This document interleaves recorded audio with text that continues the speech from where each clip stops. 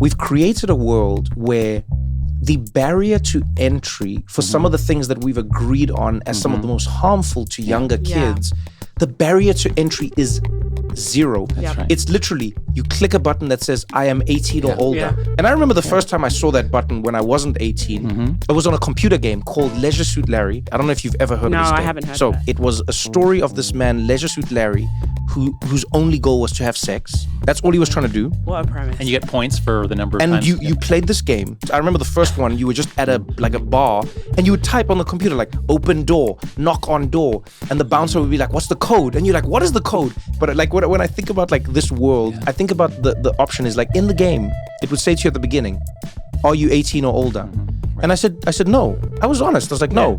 And then the game was like, you're not old enough to play. I remember being like, aw. And you And then, went away? and then I booted it Or you again. just- I yeah, booted it up okay. again. Okay. And then I went, I am 18. And it was like, welcome to the game. Something is happening to our kids. Anxiety, depression, and loneliness are on the rise. And it looks like it's not just a phase. Parents are overwhelmed, young people feel lost, and no one's quite sure what or who is to blame. But today's guest has spent years trying to answer just that question. Jonathan Haidt is a leading social psychologist, a professor at NYU, and the author of The Anxious Generation, a book that's sparking urgent conversations around the world today. In this episode, we unpack what's going wrong and what we might still be able to do to get it right.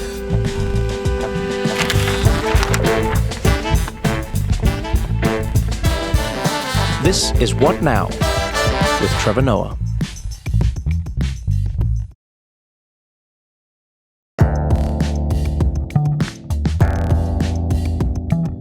So, when you wrote Anxious Generation, did you think you were tapping into arguably like one of the most, what would you call it? The most pertinent moments of this generation?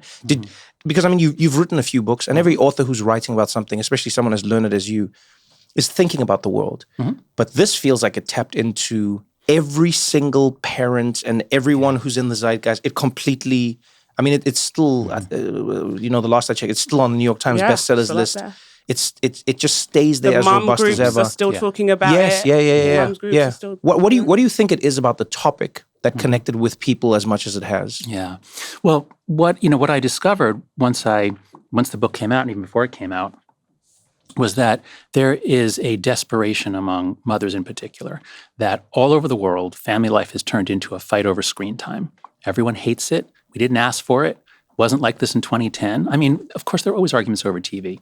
But once kids got touchscreen devices, which are much more addictive, you have a stimulus response loop, which is much more addictive than watching a story on a screen. And so family life changed, and people couldn't, what the hell is going on? And my sense is that mothers felt their kids being pulled away much more than fathers did. Fathers were often like, cool video game, hey, let's play. But mothers really felt it. And so that's what's driven the success of the book, is it's mothers around the world, and all the political changes, all the laws that are being introduced. Oftentimes, it's either a female governor, like Sarah Huckabee Sanders in Arkansas, or it's the governor or prime minister's wife who reads the book and says, and this is what happened in Australia. The wife of one of the premier of South Australia read the book, and she said she was reading it in bed, and she turns to him and says, "Peter, you've got to read this book, and then you've got to fucking do something about it." Wow. Yeah. So he did, and that's what started the process in Australia. You know what? There's probably some people listening now who haven't read the book, and I've read the book, so has Trevor. And one thing that you do in the book, you make the distinguishment between a play-based childhood and a phone-based childhood. And you said there's been a rupture, and we went from having a play-based childhood where kids were outside, unsupervised, breaking bones, doing crazy stuff. Their parents get really afraid of these things that maybe aren't things we should necessarily be that scared about.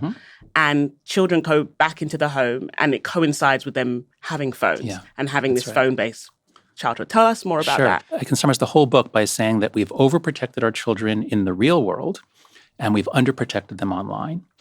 Another way to say it is the book is a tragedy in two acts. Act one, we lose the play-based childhood, and this really kicks in the 1990s. So older millennials, people who grew up in the 70s and 80s, there was a huge crime wave at that time, in America at least, but all kids played outside. It was just, you just go outside and play. Mm-hmm. And then it's the 90s, which is actually when crime is dropping and life is getting safer and drunk driving is going down. We freak out in the 90s and we start saying, oh, it's too dangerous out there. It's too dangerous. Stay home. You have to always be supervised or you'll be abducted. We freaked out about child abduction. So that's act one of the tragedies. We pull the kids indoors. We don't let them have play, and free play is crucial for development. And then act two is very, very sudden. It's between 2010 and 2015. In 2010, kids are going through puberty with a flip phone.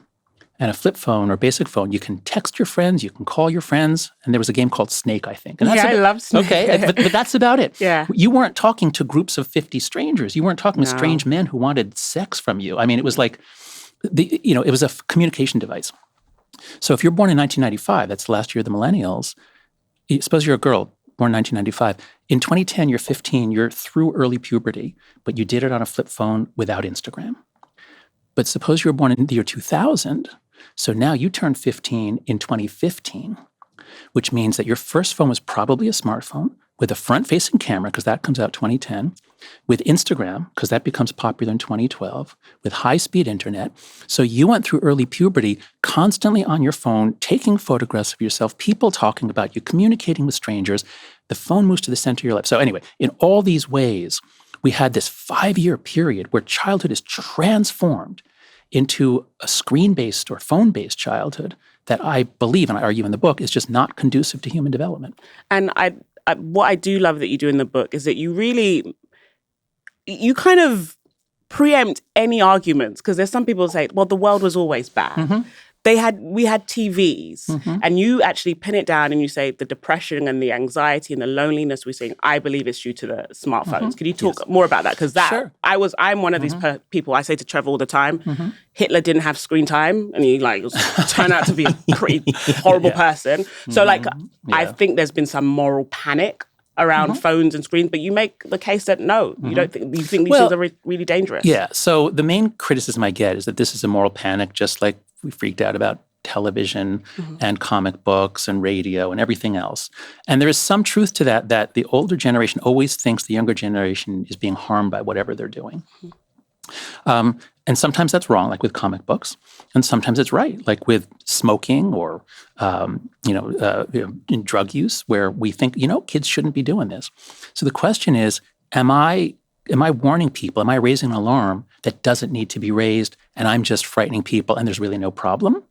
Or am I calling attention to what I think is the biggest threat to mental health, children's mental health in modern history? So that's the question. Am I right or am I wrong? And some people say, correlation doesn't equal causation. The fact that mental illness rates all go up around 2012, 2013, it could be because of school shootings, they say, because we had this horrible school shooting, 2012, the Newtown massacre. And after that, our kids had these lockdown drills. Okay, so 2012, that does fit the timing.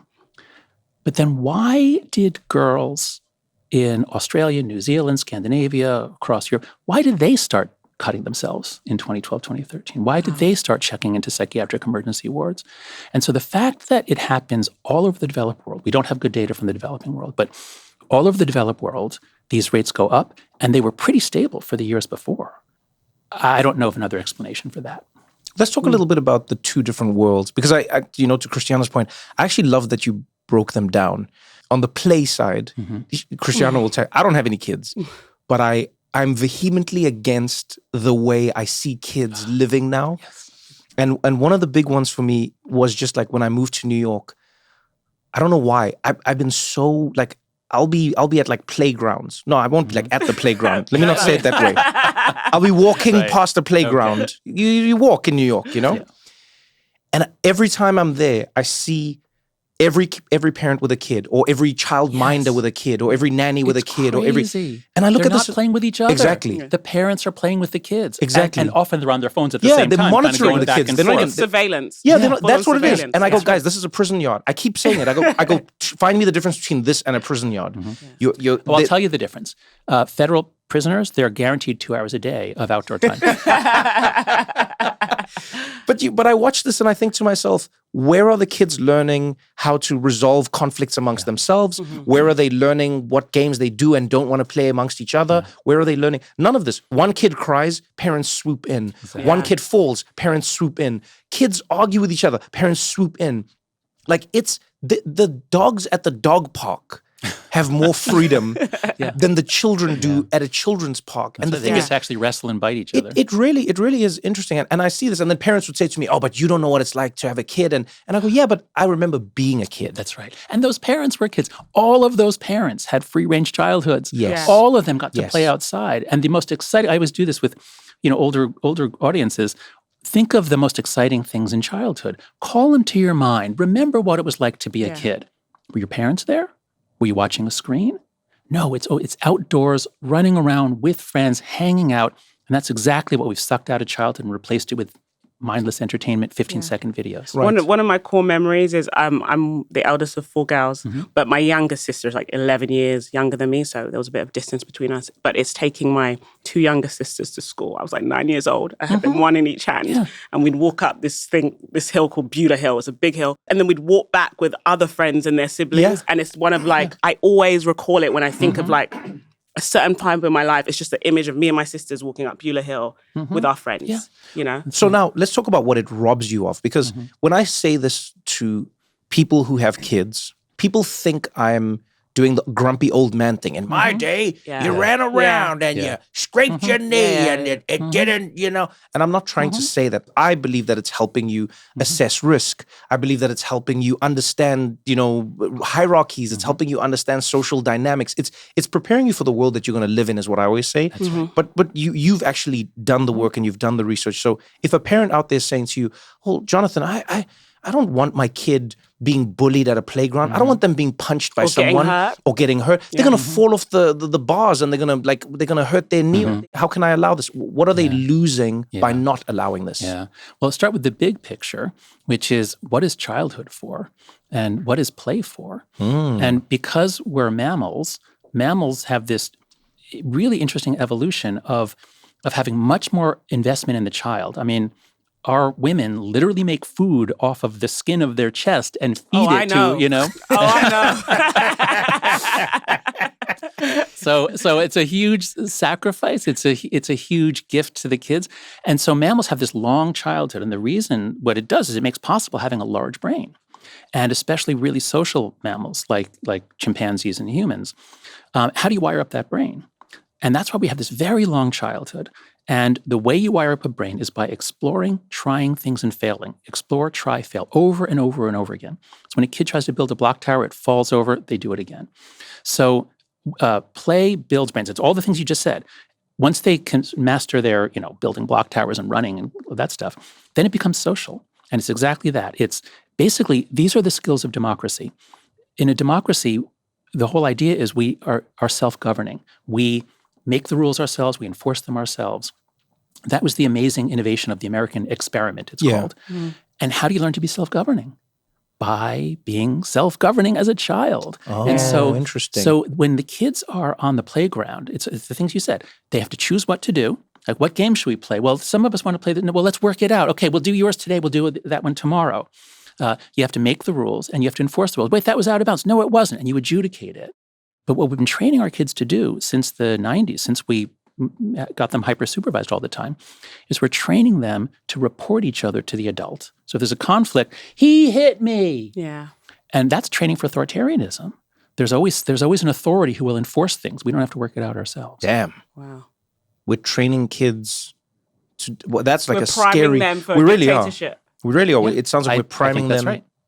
That's a wild way to think of it, actually. Is like you're not teaching them to be a part of a society. You're teaching them to be a part of a monitored power state. structure with an authority. That's right. Trevor, something that you say that you also bring up in the book, Jonathan, is that this kind of rise in intensive parenting, like these super scheduled kids, right? And I'm guilty of this myself, right? So I don't want to pull myself out of the equation. Like I think about my eldest son's schedule right now. I'm like, well, he's got something on Monday. He's got piano on Wednesday. He swims 3-4 times a week. fortunately in the school, and I'm a parent that's trying to not overschedule this child, right? And then I'm like, and then my daughter, who's like 19 months, she's got gym on one day, she's got music class on another, you know, they're just singing songs in a circle. She's got that on Tuesday, she's got park dates on Wednesday, and it's like, these are kids that have, like, sometimes my parents try and FaceTime me. They're like, where are the kids? And I'm like, oh, they're at their things. And my mom was like, what things do children have at this? And I'm like, and then when I'm like, I want them to play with other friends, their friends also have their schedules. The schedules are clashing. You listen, when they get to 8 and they get into ballet and they get into stuff like baseball, which is in, and then the travel teams, even if I wanted to break out of the schedule I'm already creating for my kids, there'd be no other kids for them to play for, because I think culturally, all parents are overscheduling their children. That's right. There are 2 parenting styles that have been discovered. And they used to be class differentiated, but now they're not so much. And this is unequal childhoods. I've forgotten the name of the sociologist who did this. But she found in the 90s that sort of, college-educated cultures, they did what she called concerted cultivation parenting. Concerted cultivation. Yeah, like you're a little plant and I'm going to do all these things. I'm going to give you these experiences. I'm going to, make you grow. Whereas working class families had what she called natural growth parenting, which is, the kids are running around, they get into some trouble, they get out of trouble. And so there used to be that class difference. But what has been found in more recent research is that now even middle class and working class we're all doing the concerted cultivation. And it's across racial groups as well. That's right. There's not any big race difference that I've found. That's right. Yeah. So we're basically denying children the main training they need in childhood. And that's actually how I first got into this, was noticing that the students who arrived on campus in 2014, 2015 were different than anything we'd ever seen. Well, and what were you noticing? Like, what was the difference for you? Very high rates of anxiety and depression. They filled up the mental health centers. They would sometimes be very anxious or even get upset if there was a speaker coming to campus that they didn't like. They thought this could be dangerous. And we're like, what do you mean dangerous? Like, what do you mean you need a safe space? But this was a distinct shift that you noticed. So it wasn't like a gradual thing. It was like all of a sudden, bam. That's right.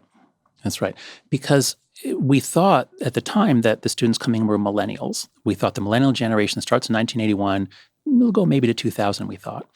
But it turns out that if you're born in 1996, you just, on average, of course, there's a huge difference. Right. On average, you're more anxious.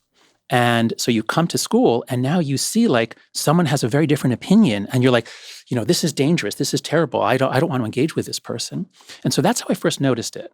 And so it's just the things you guys are talking about. It's like if you block the kids from having these interpersonal skills, you put them into a space where they see more things as threatening, they're not going to thrive in college. In college, you need to be in discover mode. I have a whole chapter on discover mode versus defend mode. And it was a very sudden switch. Kids born in 1996 and later were more likely to be in defend mode. It's interesting that you bring that up, because I've often wondered how much we devalue exposing children to, for lack of a better term, adverse events in life. And I think to myself, like when we were at the playground, when we were kids, and like there were kids I didn't want to see. There were people you were like, oh, God forbid that kid is there on the swing. They're not going to let anyone swing, or let them catch you swinging. They're going to start coming and swinging you, and you won't be able to get off, and then you're going to have to jump, and you might hurt yourself, and it'll be a whole thing. But what I did enjoy about it afterwards was the fact that it taught me how to navigate these situations in life, right? Because life is going to be filled with people you don't agree with, or people who are making your life adverse, or people who are, do you get what I'm saying? Oh, yeah. It just creates, it creates a realistic expectation of what life is going to be, whether you like it or not. And it actually, I'm sure you've seen this. I think it was Canada who, sort of like their Surgeon General or something, who said they're going to switch it up when it comes to children now. They are now encouraging schools and playgrounds and everything to allow kids to engage in what they call quote unquote dangerous play. So they said they've sanitized playgrounds too much. Like even in America, for instance, there's playgrounds that have like a soft, spongy ground. Right. A lot of them have that soft. Do you know they found that that's not good for kids? Oh yeah, I'm in the crunchy pipeline. Yeah, so it's terrible. It's terrible for you. Yeah, they said because it's like falling is something that you need to learn. You need to understand the consequences of falling. Yeah, exactly. And it also, this is the part I didn't realize. I I would have thought intuitively, oh yeah, it's good for a kid to fall and know that falling can hurt them. But what I didn't know was it encourages them to take risks and to think of what risk means. Exactly. Also, learn how to fall well, which is something that I had to teach my son to do. Like, That's right. your hands. Brace yourself. Yeah. Yeah. So Canada was able to do this because they have a wonderful researcher, professor at the University of British Columbia named Mariana Brusoni. And I talk about her work in chapter 3 of The Anxious Generation. And she's been pushing this for a long time, that kids need risky play. Risk is a feature, not a bug, of childhood. And as she says, playgrounds should be as safe as necessary, not as safe as possible. Whereas in America, in part because we have so many lawyers, everyone's afraid of being sued. And so playground guidelines will say things like, there must not be exposed roots of a tree near the playground. Oh, wow. Because the kids might trip, which of course teaches them to expect no obstacles. Oh, Everything wow. should be clear and easy and safe. And then you go out into the world and it's full of obstacles. And so that's part of the reason we think why the kids began to freak out. Those who were born in 1995, they weren't prepared for life. I often think that when I look at dating for younger generations now, and I'm often intrigued by how they'll see dating, and not all of them, but oftentimes they'll see dating as a, it's like a binary. How so? That failed, it was bad, and it was good. Like, red flags, green, like that type of thing. And then I always say to people, I go, well, I think because dating is still interpersonal communication and it's interpersonal relationships, there are going to be bumps. Yeah. There's going to be bumps. So when people are, that's a red flag, I go like, yeah, everyone is a red flag. There are no red flags. Do you get what I'm saying? Yeah. But the red flag does not mean that you shouldn't be doing the thing. It just means that this is something that you might need to be aware of. It's the roots. And I love that you said that, because it's like, do we want kids to live in a world where there are no roots, which isn't going to be the world? Or do we want to prepare them for a world where there may be roots, and so they learn what tripping means, they learn what falling means, and they learn what getting back up means? That's right. And this is the dilemma that we're in as parents, because we love our children. We see something bad happening to them. We see kids picking on them or excluding them. We want to swoop in. And it used to be when we were out away from our home, they couldn't swoop in because they weren't there. But now either they're there or we're all connected by text, or they're tracking us. And so a question that I would ask is for everybody to think about. Actually, okay, you've got 3 young kids. What is the ideal number of times that you want each of your children to be excluded socially by the time they reach 18? Is it 0? Do you hope that they're never excluded from anything and suffer the pain of exclusion? Or would you like it to happen, several times a month? Or I mean, it depends who's excluding them, honestly. There's some people I don't want my kids around. It's like, if people don't want to hang with you because you don't want to do the things that they're doing that are perhaps not very good, I'd be like, oh, I'm doing a good job. You should probably it's a good lesson. If it's consequences of maybe somebody hitting or being mean, I would want that to be an occurrence. Do you know what I mean? So but I wouldn't want it to happen all the time. One of my kids was struggling with making friends, and I remember it really, they were into parallel play for a longer time than it should be. They were struggling with cooperative play. Okay. When I'd go and pick them up, and the teacher would say, "Oh, they played alone today." It really would hurt. Like maybe it was my ego, but I was like, "Sad." I don't want them playing alone. Wait, how old were they? At the time, they just turned 3, and so like the thought of my kids being alone does scare me a bit. So Of course it scares you. So when you say how many times do you want them to be excluded, not so much that it would give them a complex, but enough that they would know that, oh, you have a responsibility to other people. That's right. So the principle of inoculation is really powerful here. We all understand the immune system now, especially since COVID, that if you're exposed to a little bit of something, your body then develops antibodies to it. It learns how to defend against it. And so this is called anti-fragility. There's a couple of words for it. Anti-fragility. If we think our kids are fragile, then we're going to protect them. We don't want them excluded. It'll hurt. They might traumatize them. But if we realize that they're the opposite of fragile, that they need to fall down, they need to be excluded sometimes to feel the pain of exclusion. This then causes in them first a better understanding of how to be included and excluded, and sympathy for the other kids who are excluded because they know what that pain is like. So in all these ways, these negative childhood experiences are essential. Now, to be clear, bullying, especially if it goes on for multiple days, that's the most horrible thing, and there's no evidence that that's beneficial. But conflict is normal. The kids have to learn how to have conflict and cooperation. They go together. We're going to continue this conversation right after this short break.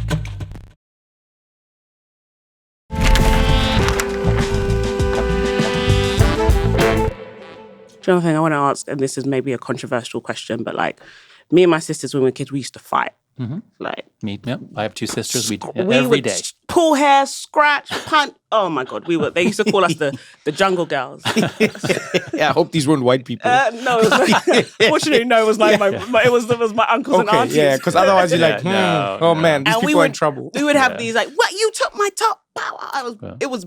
I mean, now that doesn't happen, right? And I think about this like role of violence among children now. If a child hits another child, like you can be suspended, you can be excluded, and you're on the track to occupational and behavioral therapy, which is it's a very normal primal response. What do you think about like the role of violence and now that like the absence of even like pushing and pulling and things that kids just used to do to learn limits? Yeah. Is it something you think is good that we've lost it completely, or do you think it still has a place? Well, if you describe it as violence, I'm not going to say that, kids need violence. I would never say that. But we're mammals. We love rough and tumble play. When I was a kid, one of the main, like, what do you want to do? Should we play this? Do you want to wrestle? Sure, let's wrestle. And then we just like go at it and we try to pin each other. And so kids are physical. And if you ban, some schools I've heard they have a no touch policy. You can't touch another child. Yeah, and for boys, I think it's affecting a lot of boys. Yeah, that's right. And I don't want to be stereotypical, but like the rough housing that a lot of boys want to engage in is being really demonized. Exactly. And boys don't know how to, like, I think especially between like 3 and 11, they don't know how to engage in play with other kids right now. That's right. So I'm sorry, you have a son and then 2 daughters. A son and then 2 daughters. Yeah. Okay. So when we look across mammal species, especially across primates, the young males do a lot more rough and tumble play. They wrestle more. That's just it's a biological difference. It's an effect that prenatal testosterone has on the brain. And what we've done in our schools is in the 1980s, we freaked out about how American test scores were behind those of some other nations. There was a report, A Nation at Risk. Oh, we need to get rid of most of, recess and art and summer vacation. Let's, lengthen the school year, give them more math, more science. And this was especially bad for boys. And this is when boys begin to drop out. Yeah. Boys don't do well just sitting and listening. They're more physical. They're more subject to ADHD for one thing. And so schools have become increasingly non-receptive or hostile to boys even. And I would say having an absolute ban on any sort of pushing or physical, that would be really bad for boys.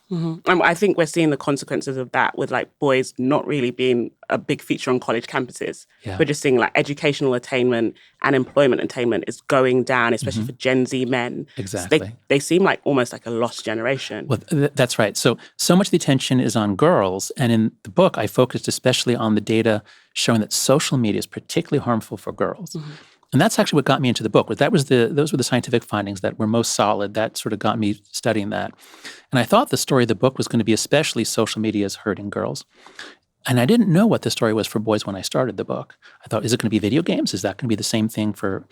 And what we learned, and this is work I did with Zach Rausch, the lead researcher on the book, we drew on a wonderful book by Richard Reeves. He has a book called Of Boys and Men. Okay. And he is really leading the charge for a totally non-politicized effort to help boys. Because, of course, everything gets in this country, everything gets culture war. Everything. Anyway, the point is, the story that we took from Richard and adding on a lot more about technology is that boys, of course, used to dominate. The world was made for boys and men. But as societies change, as physical strength no longer matters so much, as America shifts to a service economy, that's bad for men, good for women. So that's great that women are rising up. But as schools and workplaces are becoming less hospitable to men, they're investing less of their effort.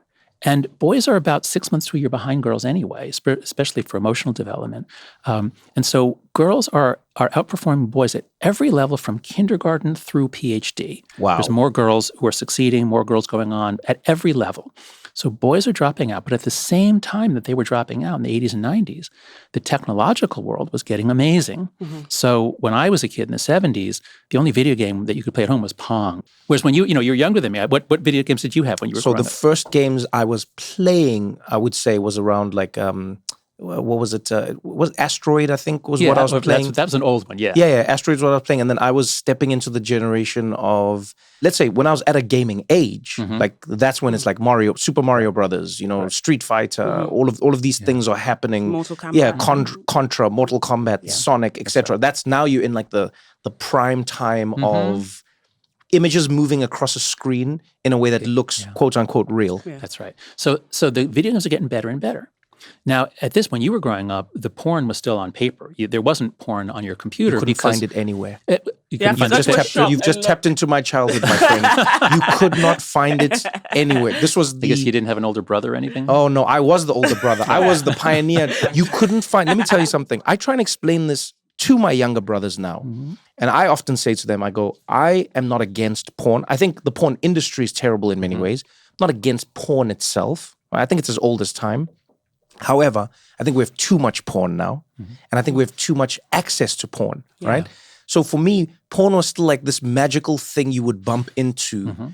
It was this unattainable, there would be a magazine in a random store somewhere that had it on a shelf wrapped in plastic. So you couldn't even see what was happening. That was porn. So yes, to your point, video games, yes, porn, no. Okay, right. But let's trace it on now for people younger than you. Suppose you're born in the late 90s. Well, the multiplayer video games only come in after we get high-speed internet. So it's only the late 2000s, 2008, 2009, that you're really beginning to get these incredible multiplayer games where you're in your house with your headset and this avatar on the screen. I mean, they're amazing. And they go through many product iteration cycles to figure out what can we do, what's the point structure to keep boys on the longest? Because if we keep them on, they don't go to another platform. So, the dose makes the poison. So when you get these incredibly immersive games that are designed to keep you on, and for boys, if you after school, if you want to play with your friends, you can't go over to their house. No. You have to go home so that you can be on your headset. So the boys are having fun. They're enjoying the video games. And once you get high-speed internet, you get porn, not just pictures, but video. Anyone can go on Pornhub. There's no identification. You click a button. You click a button that says you are over 18.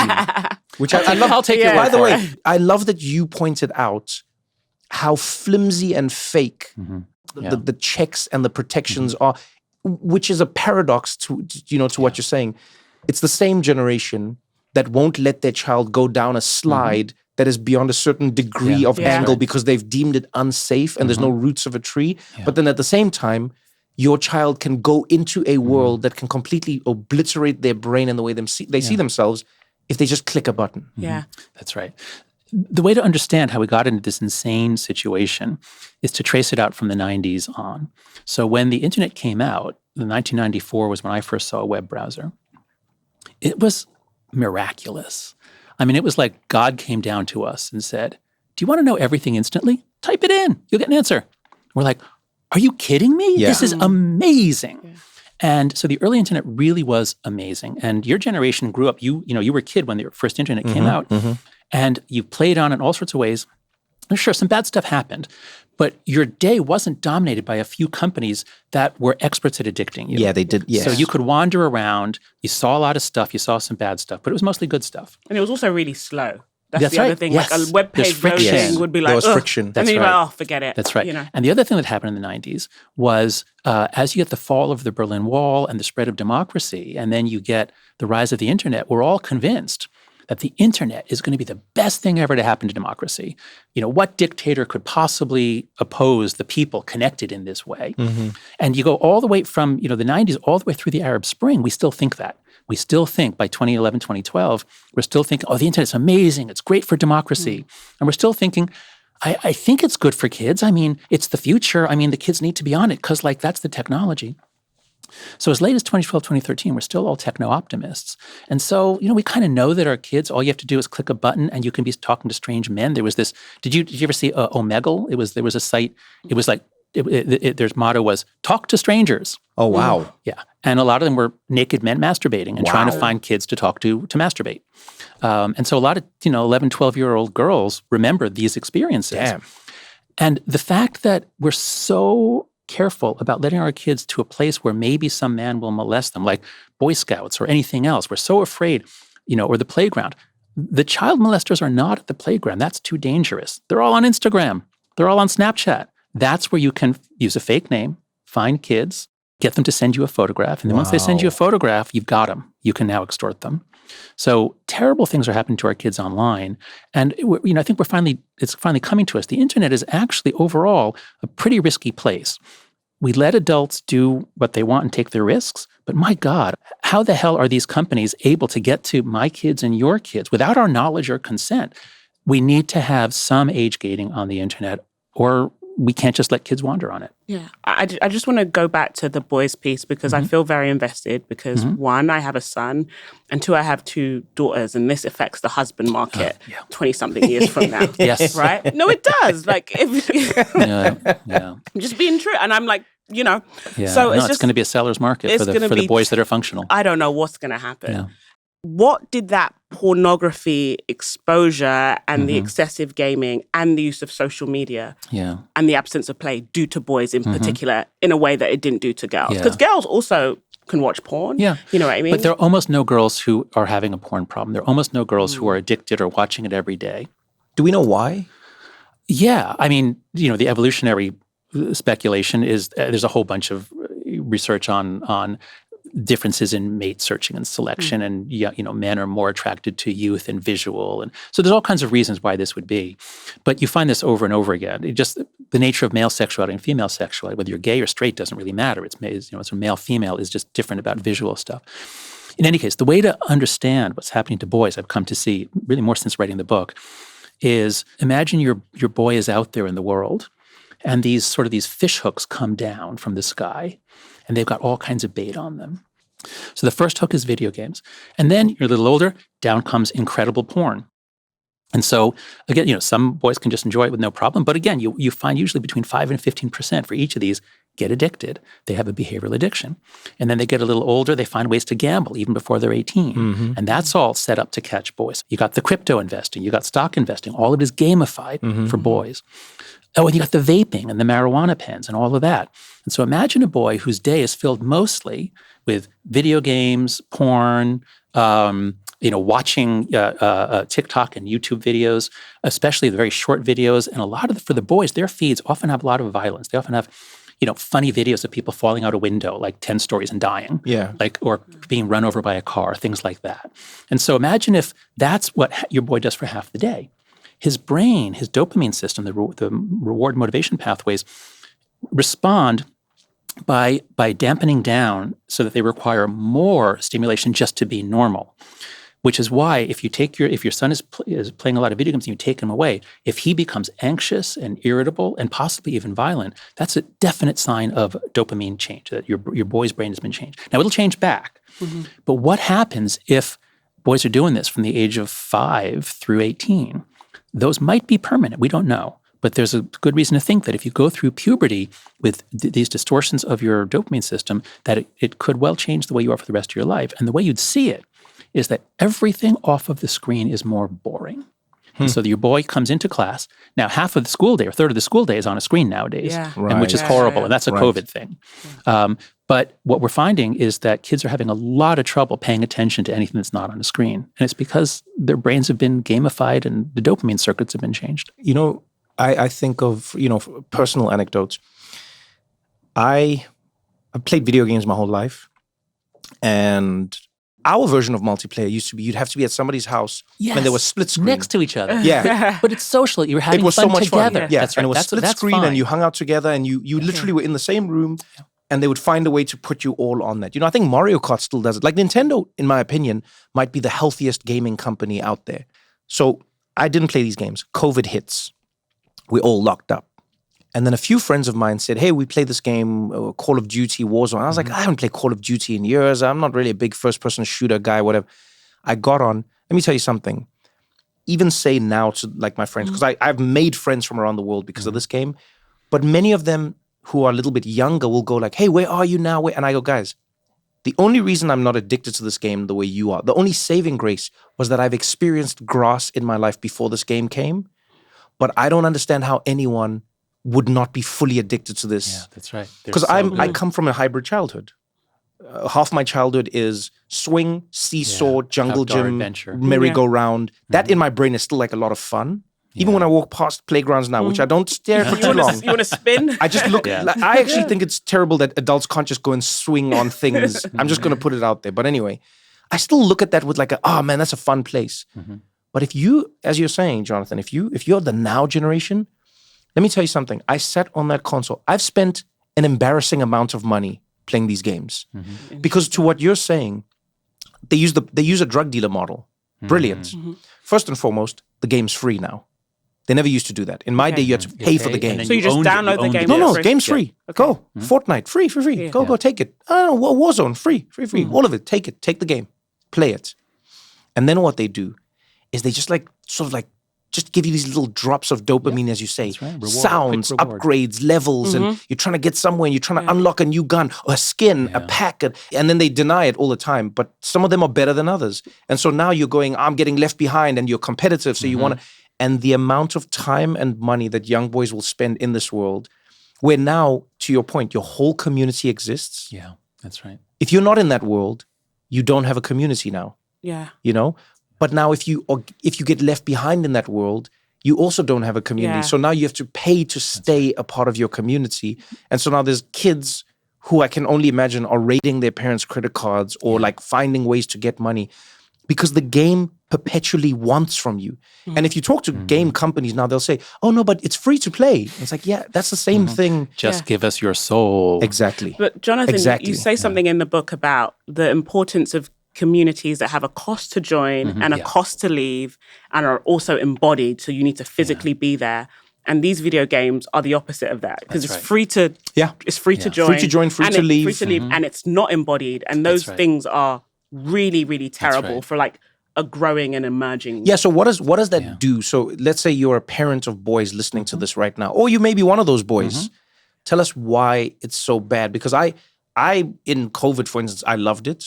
And then now, because it's not in my life in the same way, like literally, I think this morning, a friend sent me a link, one of the crew, and he was like, oh, they're bringing back Verdansk. Are you coming? And I was like, we'll see. I don't know. But for somebody who's really in it and they go, no, Jonathan, this is my community, my life. I have fun. I enjoy myself. I see nothing wrong. What is the wrong that we may not be seeing? So girls really thrive if they have a couple of close friends. They tend to get together in small groups and talk. Boys tend to choose larger groups, and then they'll break up into teams to do sports or competition. That's what kids do when they can do what they want. And with the girls, what happened was once they all got onto Instagram, now it's not just you and a couple of friends. Now you're communicating with so many more people. And we thought maybe 10, 15 years ago, well, maybe this is good. They're super connected. But it turns out that if you're having hundreds and hundreds of communications each day with lots of people, then there's no time for you to have those close friendships. And so for the girls, social media seems to connect them virtually, but at the cost of connecting them in real life. And so the girls got lonely, even though social media is supposed to be so, it's supposed to help you find community. But the girls get lonelier once they get on it. With boys, the video games are better than social media in that at least it's synchronous. That is, if my son, we finally let him have Fortnite when COVID started. And I'm very glad we did because that was the only way that the boys were getting together. Yeah. And I would hear him laughing his head off he had his headphones on. So at least for the boys, what they're doing is at least synchronous. And so that's good. And they're laughing, which is good. But what we're seeing now is that there's really something special about being together in person. A lot of us, we've seen this since COVID. Now we do a Zoom, like what we're doing now. Like I've done a lot of interviews on Zoom. Like this is so much more fun to be sitting across the table from you guys. That's what we talk about. That's why we did this, because we go like, we haven't been able to quantify it, right? And I know people will be like, oh, but we can do it over Zoom and it's efficient. And I think this is what I think people have missed. And I know I was guilty of it at some point as well. Yes, it is more efficient. It is way more efficient to have a meeting over Zoom or to run your whole business day from Zoom. It is more efficient. However, there's something we forget. Life is not only about efficiency. That's right. Life is not only about getting from point A to point B as quickly as possible. Life is about sharing connections with other human beings, sharing a vibrancy, sharing a resonance, sharing a frequency. It's literally about that. And people don't realize this. And I'm sure you've experienced it. Think of all the Zoom meetings you've had. And think of how little connection you share with the people, right? There's very little fluff. And I think we forget, and I've often said this, look, I think most office work is fake. And it's fine. I don't care about that. I think it's good that it's fake because I think people just need to come together and have a purpose. But the thing that makes the meeting is, yes, there's a little bit of work, but it's more just about these people coming together, looking into each other's eyes, which I think helps us as people. And we see micro expressions and we regulate each other. and we laugh together and we get sad together and then we think together. And that collectiveness of people, I think we lose. And so if you're right, if we were having this conversation over Zoom, you give us information, but you give us no feeling. And we give you no feeling, and we don't, and I think we have yet, it's almost impossible to quantify it. But I love that you said that. My brain is going really fast here because I'm making a connection. I wish I had this in the book. In my book, The Righteous Mind, I cover the work of Michael Tomasello on joint attention. And Tomasello did this amazing work with children and chimpanzees. And he found that even though chimpanzees are really smart, and when you compare a chimpanzee to a 2-year-old child that's solving physical tasks like using tools, they're equal. But when you have a social task about like the experimenter gives you a signal like open, like look at that cup, it's there. The reward is under that cup, not that one. The monkeys have no clue. The apes have no clue. They don't take signals, whereas the kids are communicating even before they can speak. They understand what is being communicated. And he points out, and I think this is really important here, he points out that we have this ability to do joint attention, which is where, like right now, we are all totally aware that we are doing a podcast together. Yes. And we all kind of know we're dividing the labor and we're taking turns. Yes. All of that is happening. So Tomasello says it is inconceivable that you would ever see 2 chimps carrying a log together. So they could easily escape from their enclosure if they could pick up the log and go. Wow. And they're brilliant as individuals, but they can't do things together. So we humans, we have this magical ability. And you know this, if you traveled a lot, sometimes you're in a country where you don't speak the language, but you can still kind of still kind of communicate because we all understand, oh yeah, I think he probably is trying to find the bathroom or whatever. Yeah. So we have this joint attention. And it just occurred to me now as you were talking about Zoom, that kills that. Like you don't, I mean, you don't, at least you don't have it as much. And then to bring it back to the kids, my son was laughing his head off, but he wasn't in the room with anyone else. And so I think there's really something missing. You don't have the joint attention, and the shared laughter is not as good if you're not in the room. Now it's time for a segment we call Where in the World, brought to you by Uber. Whether it's your best friend's wedding or your niece's first ballet recital, Uber is on their way, so you can show up for what matters most. So, Trevor, where are you right now? I'm in South Africa. Oh, South Africa. Johannesburg. Jozi, Maboneng. I want to Some whistle. people call it... I want to whistle. Yeah, you I'm should. A piano. Some people say Jayberg. Don't ever do that. Whoever you are, whoever started Jayberg, if I find you, I'm going to hurt you. There's been a random, I don't know. How do the cool people say it then? Joburg. You say Joburg, you say Jozi, you say Johannesburg. Don't say Jayberg. Whoever this person is, just please don't do that. It's like saying, are you from NY City? Don't do that. Just don't do that. Yeah, but I'm in Johannesburg. That sounds like if ChatGPT became a human, they'd be like, are you from NY? Yeah, you're like, this is weird. Yeah, but it's been good. I've been with my people, eating my food. I started cooking. Have you ever heard of pap? I started cooking pap. What is that? It's like our version, our maize dish. Nigerians have a version of it. It's like pounded yam, right? But then we use maize meal for ours. Yeah. So I've been doing that. I've become like fufu. It's exactly fufu, actually. It's like fufu. Yeah, it's the same thing. Yeah, it's pretty much exactly fufu. So you've been on the stove, like pounding. No, I found an automatic pap cooker. My God, Trevor, come on. You're not making it then. You're not making it. That's not real. Wow. No, that's not real. How quickly we went from joy to judgment. No, you need to make it the way the grandmothers made it. Outside, the real deal. Yeah, and then, I don't know. I mean, you're right, but I don't know. I don't have the forearm strength that my grandmother had. You have to have like a specific technique when you're making any type of maize related. Yeah, I know what you mean. You know what? I'll try. I feel like you've guilted me enough, and now I'll try. In fact, right after this, I'm gonna try.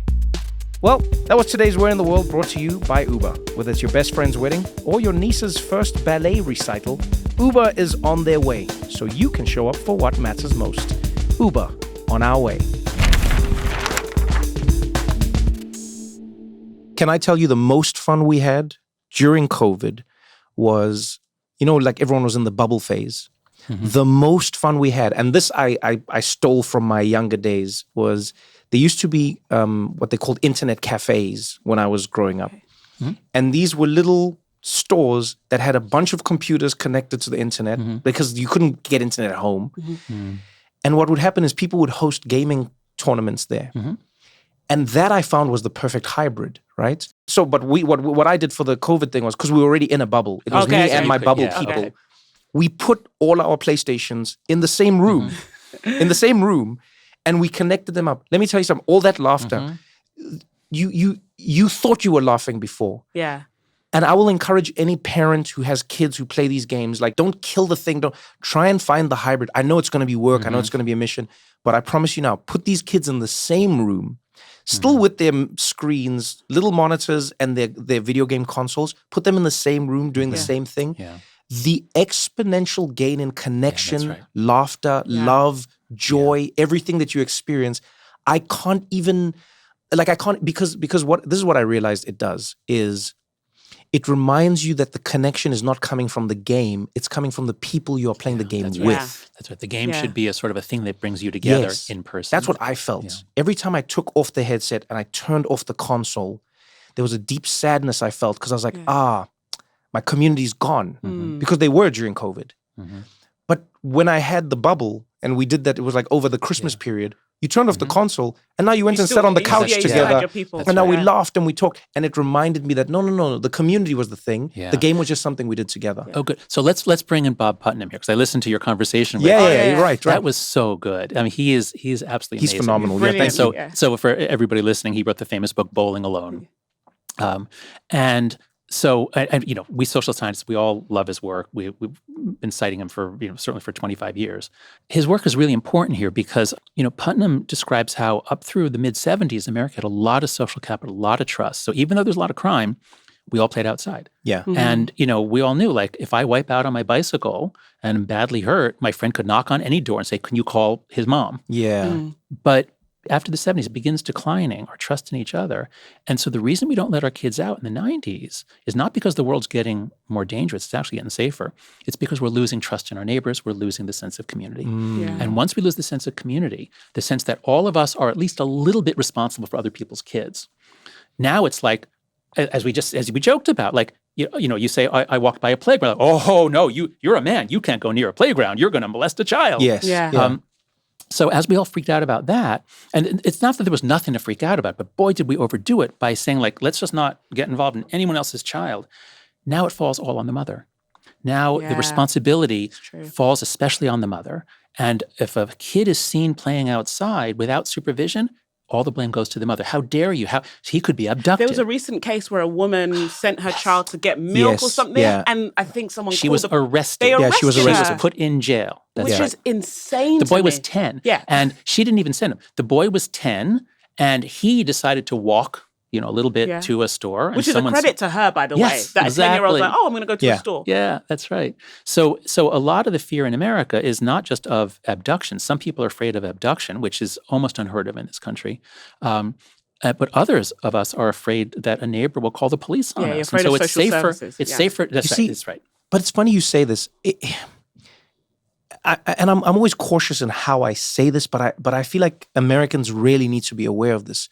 So much of what America's experiencing and doing right now is akin to what you would hear in like communist, like Soviet, USSR times. Like it was like where it was like neighbor might call the police on you, and it was all about that. It was all about like it wasn't just that the state was surveilling you. It was that you didn't know who even in your family was surveilling you. It was, and I literally think about what you're saying, and I go, if we live in a world, if you call the police to tell your neighbor that their music is too loud. Yeah, that's right. Then you don't understand that you are furthering a society where you are destined to be governed by some autocratic power and some, because you can just knock. Yeah. You can literally knock and say, hey, the music is very loud. Are you guys going to turn it just because I don't think your neighbor's trying to destroy your life by playing music. Do you get what I'm saying? But if we don't know each other, we're afraid they'll yell at us. They might be armed. Who knows? Yes, it all becomes, but now to your point, now the next generation hasn't even met people in person. They haven't even, they've never had a conflict in person. Yeah. And so they live in a world where they go, oh no, you just report for offensive content, report for, report. Yeah. But they themselves have never actually said to another human being, hey, would you mind not doing that? That's right. There's a really interesting observation about America from Alexis de Tocqueville, the French sociologist or aristocrat, but he who traveled in America in the 1830s, and he wrote Democracy in America, which many American kids used to read in middle school. And de Tocqueville observes that in America, it's the most amazing thing. When they need to build a bridge over the stream, they need to build a school or a hospital, the townspeople get together and somebody is going to lead it and they figure out how to raise the money and then they do it. Whereas in France, we wait for the king to do it. And in Britain, they wait for the nobles to do it. And this is an amazing thing about America. And this is really the whole Ben Franklin thing. Like, let's start institutions. There's a problem. Let's solve it. And this is part of what made America amazing and special and different, is that we had such a vast country and such a weak central government that you couldn't really count on government. So that was part of the American character. But now we're blocking children from developing that. We're blocking children from having the ability to say, hey, we've got a problem. Let's figure out how to solve it. Let's just call in the authorities. So once again, we're preparing our kids for authoritarianism, not for democracy. Yeah. I wanted to talk more about girls. Yep, let's go back to that. And the thing that really leapt out to me, and I knew this intuitively because I think social media has destroyed millennial women's sense of self-esteem, and the reason a lot of us are getting certain surgeries and Botox and it, because we're like, on our feeds, we're like, oh, I feel like I look bad. Let me fix it. We have the disposable income to fix it.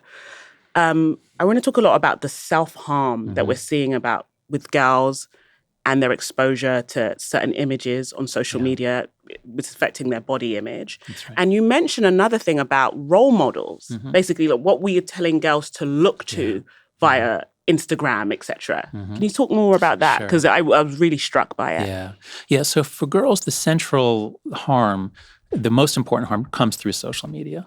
And so one way to think about this is, if you're a company and you want to trap girls, what you would do is you would say, hey, here's social information. Do you want to see what so-and-so said about so-and-so? Do you want to see who's friends with who's dating who?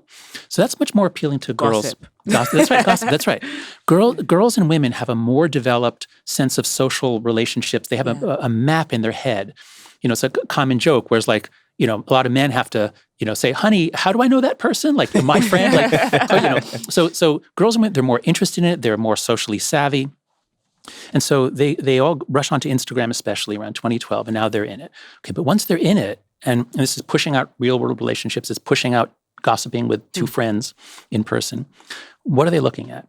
They're looking at photos of each other, who are often enhanced or at least carefully selected to look at their best. So on average, the average woman is below average, at least compared to what she sees. Yeah. And so that's the healthy stuff, just seeing your friends. Okay, then there's all the influencers.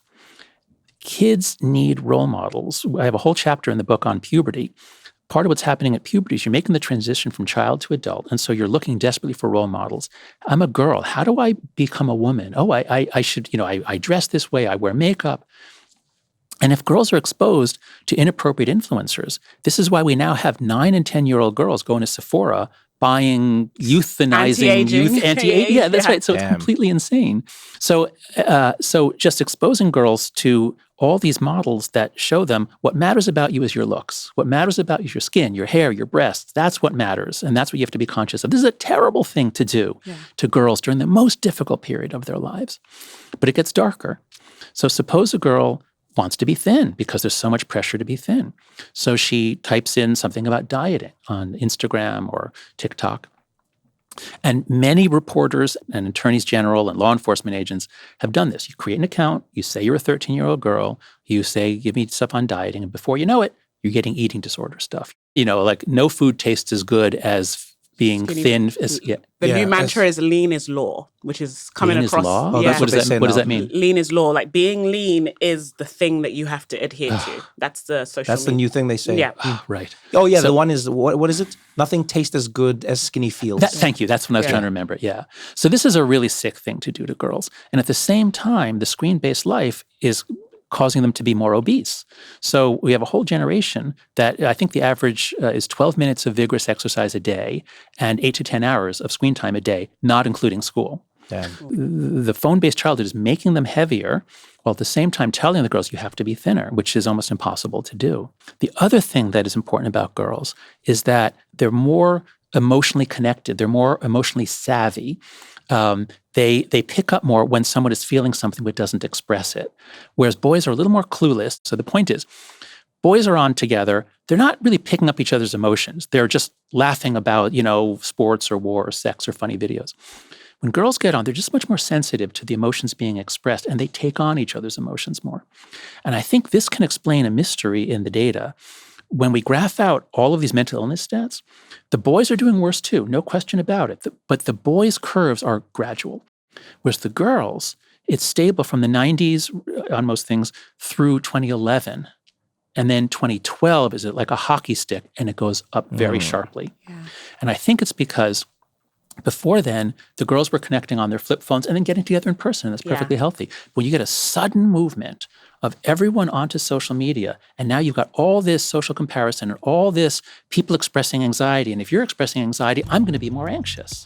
So I think that's why we see such a sudden change for the girls, is the contagion of emotions. Don't go anywhere, because we got more What Now after this.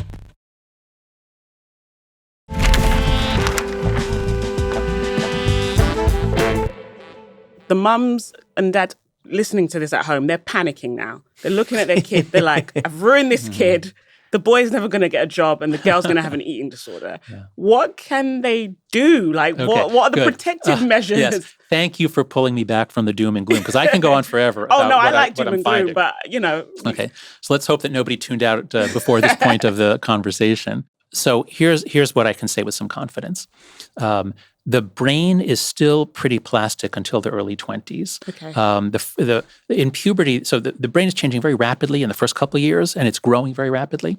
But then it reaches full size, almost full size, by about age 6. And after that, the game is not growth. The game is like which neurons are going to wire up to which neurons are going to disappear. And so they're tuning up with cultural input. And so, and it especially speeds up in early puberty. I want everybody to really focus on early puberty. Try to protect your kids during that period. But suppose your kid is 15, she or he has already been on the video games, the social media. One possibility is that the changes could be long-lasting. It is possible that if you went through puberty this way, it could change things in ways that are lasting. We don't know. But here's what I can say for sure. When kids take steps to regain control of their attention, they get miraculous results. And I know this because I teach a class at New York University. I'm a professor in the business school there. And I teach one of my classes is called Flourishing. And it's 35 undergraduates. They're mostly sophomores, around 19 years old. They all spend too much time on their phones. And the project is you have to, over the course of the semester, you have to change yourself in a way that will improve your happiness and flourishing by the end of the semester. So a lot of them work on their phone habits. And I say, if you're spending 3 hours a day or more on social media, you have to work on this one because there's no point doing anything else. And the ones who are doing a lot of social media, and some are like 5 or 6 hours just on TikTok, when they move it off their phone and onto their computer, they get a lot of relief. It goes way down. Wow. And then if they take it off the computer and just stop, especially for TikTok, they tell these miraculous stories like, I can do my homework now. It's not just that I have enough time, it's that I can actually focus on it. And I have more time with my friends, and we're doing fun things, and I'm sleeping better. And so what I can say for sure to parents whose kids are late teens is it's not too late, but they have to regain control of their attention. They have to largely get off of social media.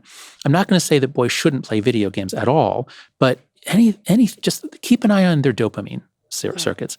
Anything they're doing every day for an hour or two, there's a risk that it's changing them in ways that will make everything else more boring. So do not give up hope. It's hard to do it yourself. So to say to your 17-year-old daughter, you need to get off social media, even though all your friends are still on it, that's a social death sentence. It's going to be very hard to persuade your girl to do that. And so the trick is do it in a group. And that's why the class is so successful, because they're all supporting each other. They're all doing it. And then sometimes they go out together. So is that like connecting with other parents and being like, hey, whether it's at your school, at their gymnastics club, being like, hey, I'm doing this experiment. That's Will you right. join me? That's right. Especially when your kids are younger, we all know the parents of our kids' friends because we arrange pickups and birthday parties and all that. So if you get a group of friends, the parents all agree to do this. We're going to follow the 4 norms that I lay out in the book. Then it's actually much easier and it's a lot more fun. Yeah. Can you say the 4 norms? Because yes. we haven't got into that. So the 4 norms to roll back the phone-based childhood are pretty simple. They are, first, no smartphone before high school or age 14. You want to communicate with your kid? Give them a flip phone, give them a basic phone, give them a gab phone, a pinwheel phone. There's all kinds of options that don't have a browser, don't have social media. And I think the way to think about it is this.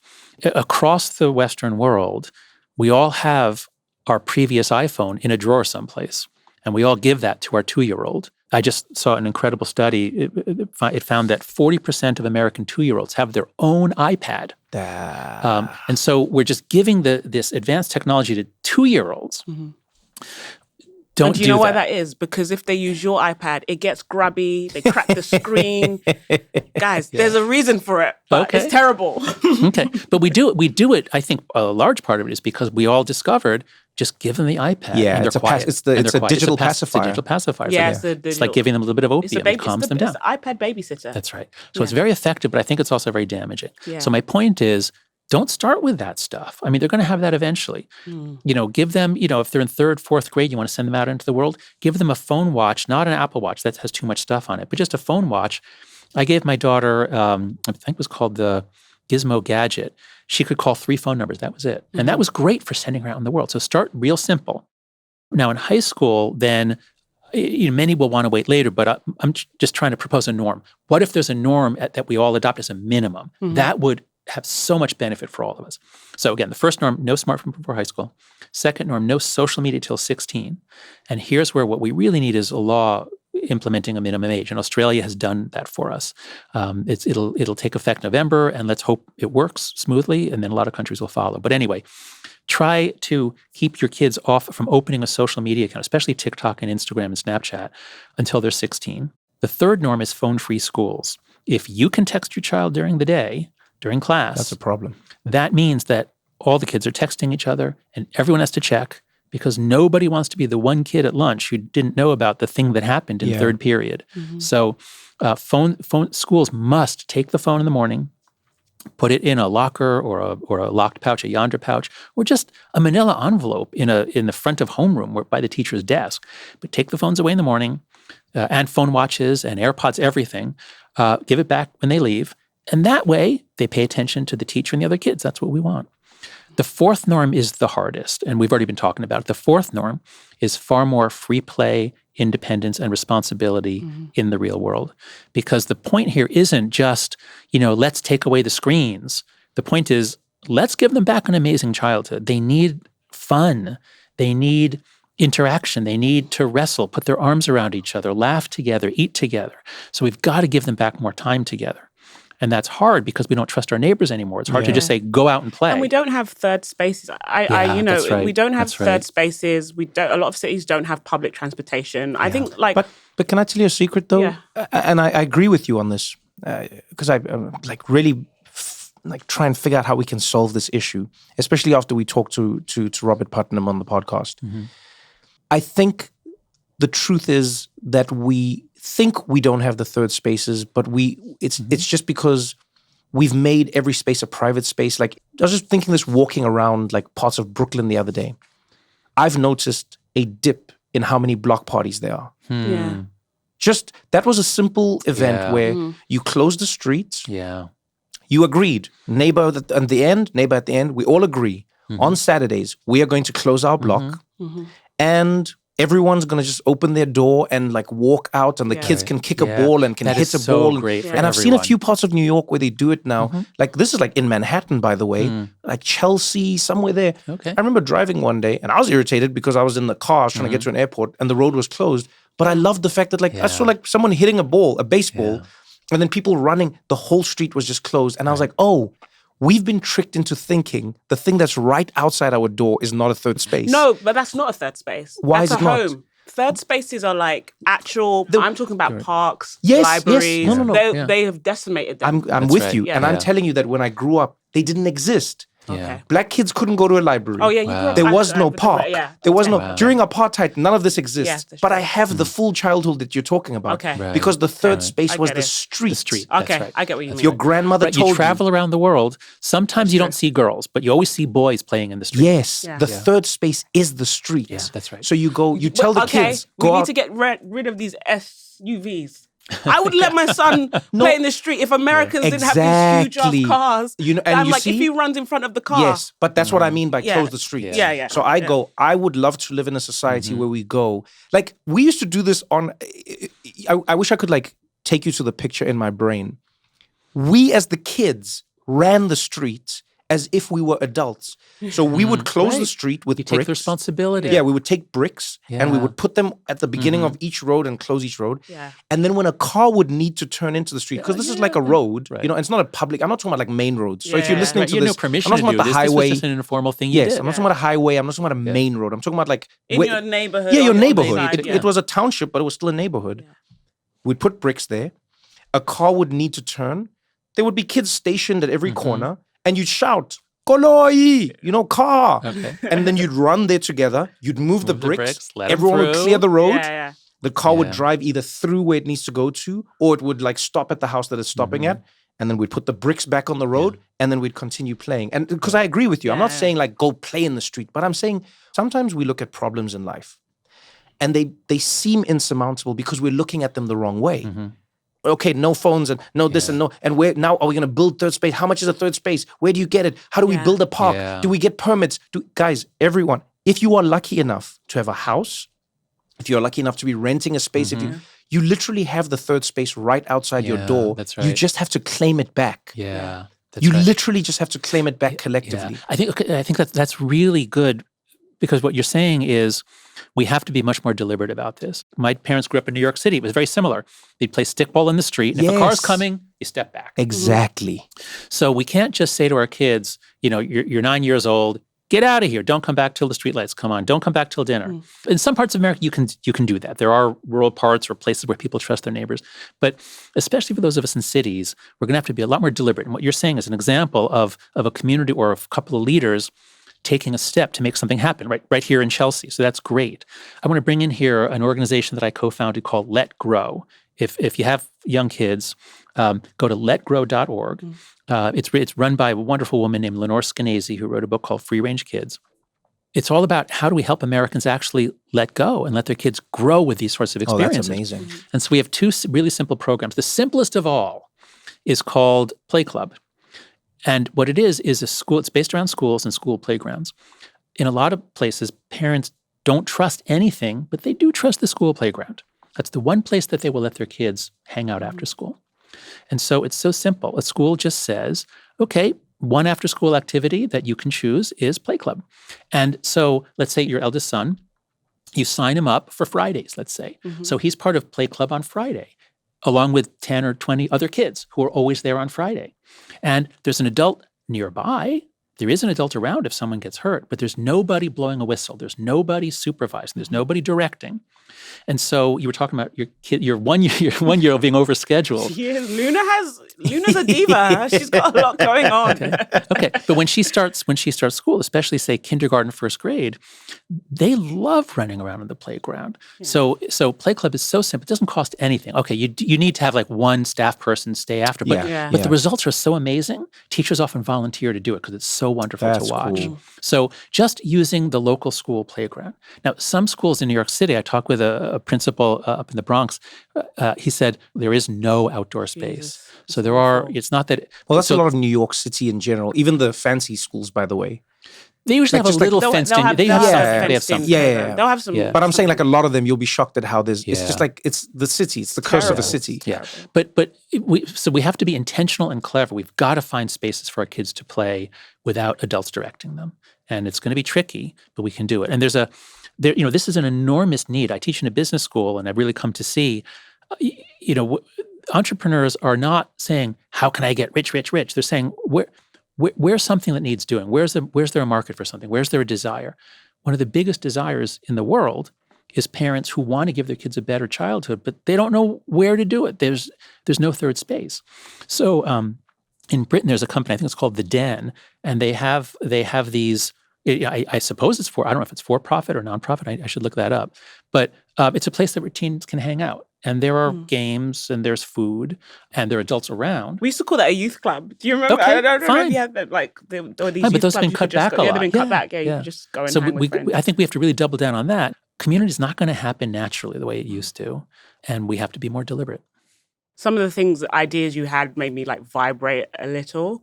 Vibrate? And which ideas made you vibrate? I'm realizing that a lot of the things I like critique other parents for, like I have myself, it's just projection. And I really need to surrender and be less fearful and anxious about my children in the world, like fear of them having an accident or something happening to them. Like, because when you're talking about that unsupervised play, I'm like, oh my God, this kid is going to swing off something, and then I'm going to have to that's go what we the all ER. think as parents. And then I'm like, well, okay, if he does him. swing off something and they do break their arm, and like you always, because I think a lot of parents are catastrophizing. Yes, because we are in this world of my father and his brothers survived a civil war, the Biafra War. They had far more danger and risk than I can ever imagine, and I'm afraid to let my 5-year-old play with his Legos alone because I'm worried I'm worried the 19-month-old is going to swallow it. You know, I'm like, and so I think that because my world is our worlds are really so safe and sanitized. Yeah, they really are. We don't have that sense of proportion. Yeah. And then because of that, I'm afraid